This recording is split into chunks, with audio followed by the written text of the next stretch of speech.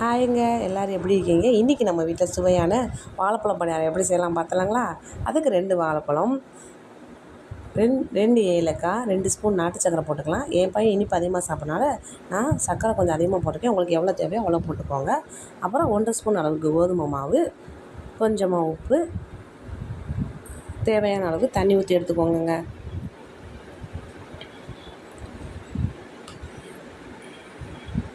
மிக்சியில் அரைச்சி எடுத்துக்கோங்க. இந்த அளவுக்கு இருந்தால் போதுங்க. இப்போ நம்ம என்ன பண்ணலாம், பணியார சட்டி அடுப்பில் வச்சுட்டு நெய் விட்டுக்கலாங்க. கல் சூடானதும் மாவு எடுத்து அதில் ஊற்றிக்கலாம். அவ்வளோதாங்க. நல்லா கிறிஸ்பி ஆன பிறகு அந்த பக்கம் திருப்பி போட்டிங்கன்னா அழகாக சுவையான வாழைப்பழ பணியாரம் தயார். குழந்தைங்க பொதுவாக அந்த மழை காலத்தில் நம்ம டேரெக்டாக வாழைப்பழம் கொடுத்தா சளி பிடிக்குன்னு சொல்லி பயந்து நம்ம கொடுக்காம இருக்கலாம். ஆனால் இந்த மாதிரி செஞ்சு கொடுத்தீங்கன்னா சளியும் பிடிக்காது, குழந்தைங்க விரும்பி சாப்பிடுவாங்க, உடம்புக்கு நல்ல ஸ்ட்ரென்த்தும் இருக்குங்க.